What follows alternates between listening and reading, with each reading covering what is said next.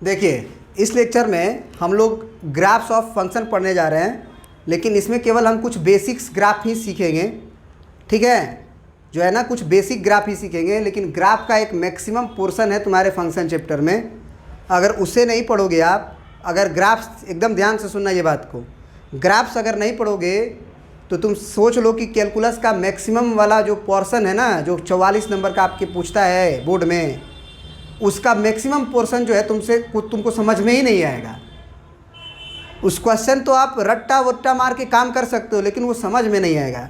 इसीलिए ग्राफ जो होते हैं वो भले आपको कैसे बना कैसे नहीं बना वो जानने की उतनी आवश्यकता नहीं है, जानो अच्छी बात है, लेकिन ग्राफ बनता कैसे उस चीज़ का ये ज़रूरी है जानना। मतलब आप ये कह सकते हो बेसिकली कि जितने भी क्लास 11th के बेसिक ग्राफ हैं, चाहे थोड़ा सा ट्रांसफॉर्मेशन है, बेसिक ग्राफ आप रट लो, कैसे होते हैं जानने की कोई आवश्यकता नहीं है। बस वो पता रहेगा कि नहीं, अगर ये चीज़ है तो इसका ग्राफ ऐसा बनता है, तो आपका काम बन जाएगा। तो इसीलिए ग्राफ को ज़्यादा समझने से ज़्यादा समय देना है उसको रटने में। जब वो ग्राफ रटा हुआ हो जाएगा तो ग्राफ तो सही बनता है। अगर हम रटे हुए चीज़ को हैं तो हम सही ही बनाएंगे। अगर हम भूल जाएंगे तो ग्राफ नहीं बन पाएगा, और रटे रहेंगे तो ग्राफ बन जाएगा। समझ के ग्राफ को बनाने लगोगे तो ग्राफ में ही इतना समय लग जाएगा, इतना ज़्यादा समय लग जाएगा कि तुम ग्राफ वाले क्वेश्चन को या छोड़ दोगे। केवल ग्राफ वाले ही क्वेश्चन नहीं होते हैं, ऐसे क्वेश्चन भी होते हैं जिनका मतलब जो सॉल्यूशन है वो ग्राफ की मदद को लेके दिया जा सकता है। ग्राफ की मदद को लेके दिया जा सकता है कि नहीं, इसका ग्राफ ये होगा तो इसकी कहानी ये बनती है, तो ये बात भैया सही है, ऐसे ऐसे ऐसे ऐसे, या ये बात गलत है ग्राफ से तो ये बात गलत है। तो ये सब चीज़ें दिखाई दे जाती है। इसीलिए ग्राफ को बार बार हम आपको रिकमेंड कर रहे हैं कि आप पूरे ग्राफ को देखिएगा ध्यान से। ग्राफ के देखने से खाली 11th 12th का ही पोर्शन आपका क्लियर नहीं होगा, बल्कि आपका आईटी जेई एडवांस लेवल तक का भी क्वेश्चन को आप सोच पाओगे। और ग्राफ अगर आपको नहीं पता रहेगा तो सोचने की तो बात है, सोचने की तो बात दूर है, आप उसको मतलब देखना ही नहीं चाहोगे, कह सकते हो। तो इसलिए ग्राफ बहुत ज़रूरी है। तो इस लेक्चर में हम लोग सब बेसिक ग्राफ्स केवल देखेंगे, जो भी आपके एनसीईआरटीज़ में है, या फिर और भी कुछ एक्सपोनेंशियल ग्राफ, लोगरिथमिक ग्राफ जो है वो हम बेसिक्स ग्राफ को देखेंगे। तो सबसे पहला ग्राफ है आपका आइडेंटिटी फंक्शन का। सबसे पहला ग्राफ है आपका आइडेंटिटी फंक्शन का।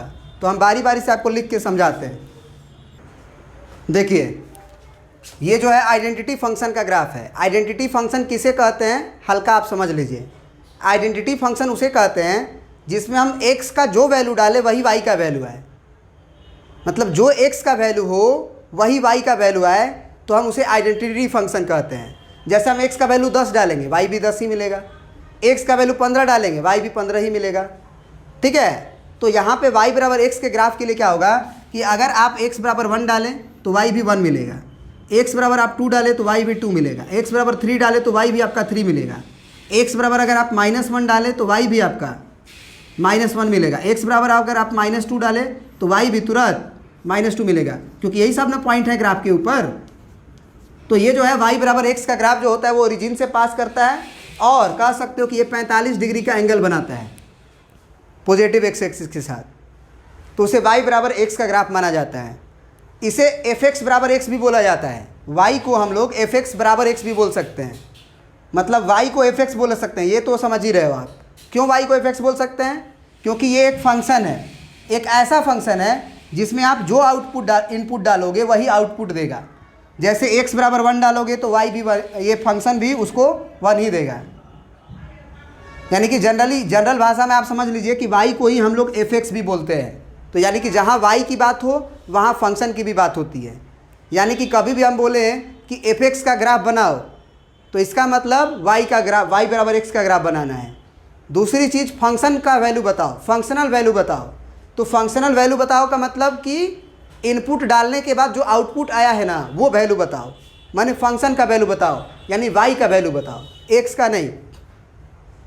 हाँ, x हम देंगे आपको कि x बराबर उस मशीन में आप ये डालो, 4 डालो, जो भी है। तो ये आइडेंटिटी फंक्शन था तुम्हारा। अब आ जाता है तुम्हारा कांस्टेंट फंक्शन। सब एक नाम है, प्रिंट करते जाए। देखिए, ये जो ग्राफ है तुम्हारा कांस्टेंट फंक्शन का है। नाम ही है इसका कांस्टेंट फंक्शन, यानी कि y बराबर सी, चाहे y के जगह पे आप fx भी लिख सकते हो, ये कांस्टेंट फंक्शन है। अब नाम से अगर क्लियर है कि ये कांस्टेंट फंक्शन है, तो तुम ऐसे इसको महसूस करो कि कांस्टेंट का मतलब क्या होता है, कभी बदले नहीं। कांस्टेंट फंक्शन का मतलब क्या होता है कि वो बदले नहीं, टिल आउट कुछ भी आप कर लो वो सेम का सेम रहेगा। तो इसका मतलब इसमें कोई भी आप इनपुट डालोगे, x का वैल्यू कुछ भी डालो, 10 डालो, 15 डालो, 50 डालो, वो y को बदलेगा नहीं, उससे x को कोई फ़र्क ही नहीं पड़ता है, वो हमेशा y बराबर c ही रखेगा। तो इसका मतलब जितने भी ग्राफ्स होते हैं तुम्हारे, y बराबर 5 हो गया, y बराबर 7 हो गया, y बराबर -2 हो गया, ये जो भी ग्राफ हैं वो कांस्टेंट का ग्राफ है, क्योंकि इसमें x से कोई मतलब ही नहीं है। डायरेक्ट वो y, आप अगर कहोगे कि सर हम x डालते हैं, हम बोलेंगे x इसमें पड़ेगा ही नहीं। तो इसका मतलब ये हुआ कि तुम ये कह सकते हो कि x का वैल्यू कुछ भी हो, x का वैल्यू कुछ भी हो, 1 हो तो भी y से ही मिलेगा। x का वैल्यू आप बढ़ा के 2 कर दिए मान के चलो, तो भी y की जो हाइट है, हाइट कभी बदलने वाली नहीं है। तो इसीलिए ये ग्राफ जो है इनफाइनाइट तक जाएगा, लेकिन जो ऊपर नीचे वाली डिस्टेंस है y वाली, वो नहीं बदलेगी, केवल x बदलेगा। तो x के बदलने से अगर y में कोई बदलाव नहीं होता है, कोई फर्क नहीं पड़ता है, तो उसे ही हम लोग कांस्टेंट फंक्शन के नाम से जानते हैं। और कांस्टेंट फंक्शन का ग्राफ जो होता है वो x एक्सिस के पैरेलल होता है, ये रट्टा मार लेना आप। x एक्सिस के जो भी पैरेलल ग्राफ मिल जाए, केवल यही नहीं, नीचे हो जाए चाहे ऊपर हो जाए, ये सारे जो ग्राफ्स होते हैं वो y बराबर कांस्टेंट फंक्शन का ग्राफ होता है। कोई होगा y बराबर 2 का, कोई होगा y बराबर -2 का, कोई होगा y बराबर -10 का, कोई होगा y बराबर 7 का। तो यानी कि जो भी एक पर्सनल ग्राफ दिया रहेगा, एक पार्टिकुलर ग्राफ दिया रहेगा, उस ग्राफ में आप x का वैल्यू कुछ भी डालो, वो y का वैल्यू अगर 4 दे रहा है तो हमेशा 4 ही देगा। चलिए अब नेक्स्ट ग्राफ पढ़ते हैं, ये सब रट लीजिएगा। अब देखिए अगला जो है, हम पोलिनोमियल फंक्शन का ग्राफ पे गौर कर रहे हैं। पोलिनोमियल फंक्शन में केवल यही नहीं आता है, y बराबर x² ही नहीं आता है, बल्कि y बराबर x³ भी आएगा, y बराबर x4 भी आएगा, लेकिन बेसिक ग्राफ है y बराबर x²।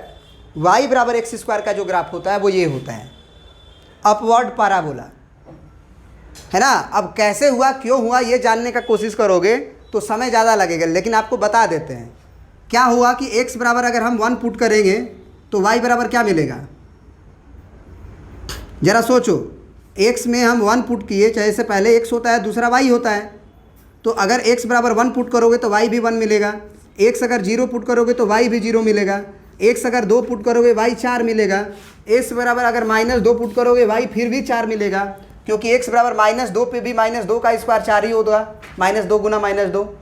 x बराबर अगर आप तुम -3 डाल रहे हो तो -3 का स्क्वायर 3 तिया 9, और x बराबर 3 भी डालोगे तो भी 9 मिलेगा। तो ये सारे पॉइंट इस पे प्लॉट कर लो, जैसे 0 0 से हमारा ग्राफ पास कर रहा है, फिर x बराबर 1 पे y बराबर 1 है, यहाँ से हमारा ग्राफ पास कर रहा है 1,1 से, फिर x बराबर 2 पे y बराबर हमको क्या मिल गया, 4 मिल गया, फिर x बराबर -2 पे, चलो एक काम करो -1 भी रख लो, -1 भी रखोगे तो 1 ही मिलेगा, क्योंकि -1 का स्क्वायर भी होगा तो 1 ही हो जाएगा। तो हम ये कह सकते हैं कि -1 पे y 1 ही मिलेगा +1, फिर -2 डालोगे y -2 मिलेगा। मतलब इस तरह से सारे पॉइंट्स को हम लोग बना दिए और सारे पॉइंट्स को क्या कर दिए, कलेक्ट कर दिए। तो इसको ऐसे नहीं करना है कि हम बार बार ये करेंगे, डायरेक्ट अगर y बराबर x² बोला कोई, तुरंत आपके दिमाग में एक पिक्चर होना चाहिए, अपवर्ड पैराबोला ओरिजिन से पास करता हुआ, तुरंत एकदम क्लिक करना चाहिए, ठीक है। फिर y बराबर x³ का भी ग्राफ इसी में देख लो, y बराबर x³ का भी ग्राफ, इसको प्रिंट कर लो पहले। देखो y बराबर जो x³ का ग्राफ है ना, उसमें क्या होता है कि y बराबर x² वाला का पार्ट यहाँ तक जो है वो रहता है। अब यहाँ के बाद ऊपर जाने की बजाय ना वो यहाँ से ऐसे घूम जाता है नीचे की तरफ, ऐसे, मतलब कह सकते हो डांसिंग ग्राफ, कह सकते हो कि डांसिंग ग्राफ है ये। तो ये जो है ऐसा नहीं है कि इधर मुड़ के इधर जाने वाला है, वो इधर की तरफ ही आने वाला है, इधर ही आता रहेगा, उधर कभी नहीं जाएगा। ये भी इधर मुड़ के नहीं आने वाला है, ये इधर की तरफ ही जाता रहेगा, ये ध्यान में रखना है। तो ये y बराबर x³ का ग्राफ है। इसमें क्यों हुआ, ये नीचे क्यों चला गया, तो हम कहेंगे कि यदि तुम ये जो बॉक्स है वो x, y का था, मतलब पहले x रखते थे फिर y रखते थे, तो अब x का वैल्यू अगर -1 रखोगे तो y का वैल्यू -1 का क्यूब होगा, और -1 का क्यूब में तो -1 बाहर आएगा, मतलब माइनस आएगा।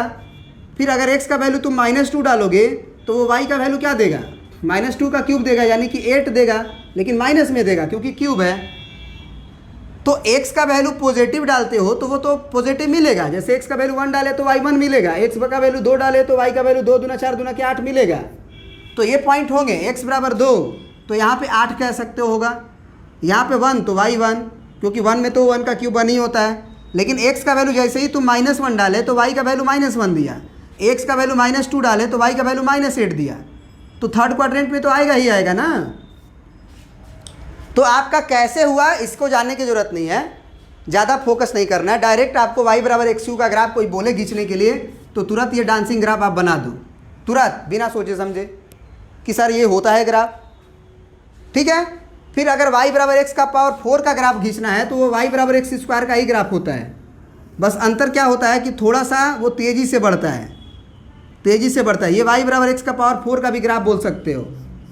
अब y बराबर अगर x का पावर 5 का ग्राफ कोई पूछे तुमसे तो वो इसी तरह का ग्राफ होगा, y बराबर XU का। मतलब ये कह सकते हो कि अगर x के पावर इवन हो तो उसका जो शेप होगा, आकार जो होगा, वो y बराबर x स्क्वायर से मिलेगा।